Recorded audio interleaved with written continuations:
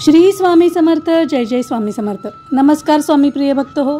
स्वामी स्पर्श या यूट्यूब चॅनलमध्ये तुम्हा सर्वांचे मनापासून खूप खूप खूप स्वागत. लवकरच मराठी नवीन वर्षाला सुरुवात होत आहे. चैत्र शुद्ध प्रतिपदा म्हणजेच गुढीपाडवा या दिवशी आपण नवीन वर्ष साजरे करत असतो. येणारे नवीन वर्ष आपल्या सर्वांच्या आयुष्यामध्ये सुख समृद्धीचे, भरभराटीचे आणि आरोग्यदायी अशी यावे याकरता आपण या दिवशी कोणत्या सेवा करायच्या असतात, काय उपाय करायचे असतात, हे सर्व आपण आजच्या व्हिडिओमध्ये पाहणार आहोत. त्यापूर्वी जर तुम्ही स्वामी स्पर्श या यूट्यूब चॅनलला नवीन असाल तर नक्कीच चॅनलला सबस्क्राईब करा आणि अशाच नवीन नवीन माहितीपूर्ण व्हिडिओंच्या नोटिफिकेशनसाठी बेल बटन नक्की दाबा. चला तर मग सुरुवात करूया आपल्या आजच्या व्हिडिओला. आपल्या सर्वांच्या आयुष्यामध्ये दुःख, नैराश्य, आर्थिक अडचण, आजारपण या सर्व अनेक समस्या आपल्याला तोंड द्यावे लागत असते. हातात आलेला पैसा न पुरणे किंवा घरात सतत आजारपण असणे या सर्व समस्यांसाठी आपण गुढीपाडव्याच्या दिवशी काही उपाय करणार आहोत. त्यासाठी सर्वात पहिला उपाय तो म्हणजे आपल्याला गुढीपाडव्याच्या दिवशी एक खास वस्तू आपल्या घरामध्ये आणायची आहे आणि ती खास वस्तू आहे श्रीयंत्र.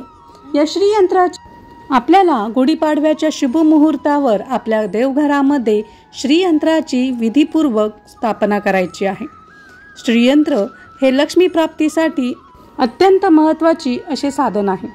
आपल्या घरामध्ये जर श्रीयंत्र असेल तर आपण त्या श्रीयंत्राची विधीपूर्वक पूजा करून गुढीपाडव्याच्या दिवशी त्या श्रीयंत्रावरती श्रीसूक्त बोलून किंवा ललिता सहस्त्रनाम बोलून कुंकुमार्चन करायचे आहे. त्यामुळे आपल्या घरामध्ये लक्ष्मीचा निवास नेहमी राहील. ज्या घरामध्ये नकारात्मक शक्ती जास्त असते किंवा घरामध्ये सदा नेहमी पैशांची टंचाई असेल, पैसा पुरत नसेल, अशा वेळी आपल्याला घरामध्ये श्रीयंत्राची स्थापना करायची आहे आणि त्याच्या प्रभावाने आपल्या ज्या काही आर्थिक समस्या असतील, जी काही पैशाची कमतरता भासत असेल, त्या सर्व समस्या या श्रीयंत्राच्या प्रभावाने दूर होण्यासाठी मदत होत असते.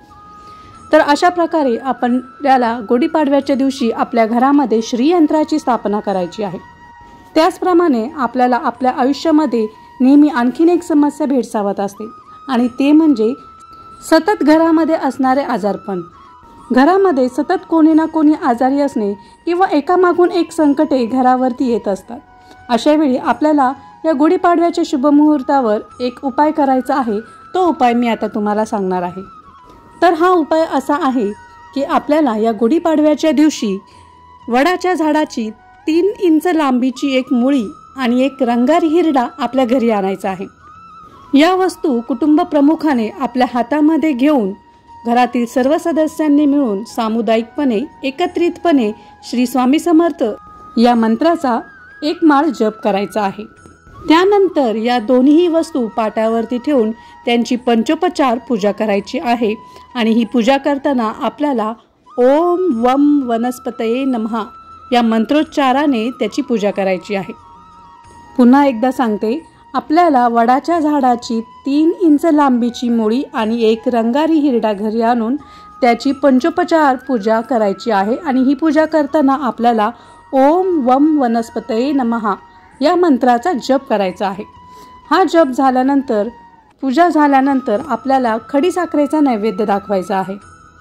अशा पद्धतीने पूजा केल्यानंतर या दोन्ही वस्तू आपल्याला एका लाल कपड्याच्या पिशवीमध्ये बांधून आपल्या मुख्य प्रवेशद्वाराच्या चौकटीला आतल्या बाजूने टांगून ठेवायची आहे, जेणेकरून येता जाता आपल्या ते डोक्यावरती राहील. अशा पद्धतीने आपल्याला ती घरामध्ये आतल्या बाजूने टांगून ठेवायची आहे.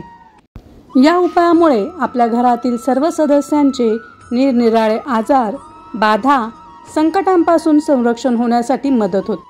अशा प्रकारे आपल्या घरातील आर्थिक समस्या आणि आजारपण दूर करण्यासाठी गुढीपाडव्याच्या दिवशी आपल्याला या वस्तू आणून त्यांच्यावरती हे उपाय करायचे आहेत. तर हा माहितीपूर्ण व्हिडिओ तुम्हाला कसा वाटला ते मला कमेंट बॉक्समध्ये नक्की कळवा आणि जास्तीत जास्त लोकांपर्यंत हा व्हिडिओ शेअर करा.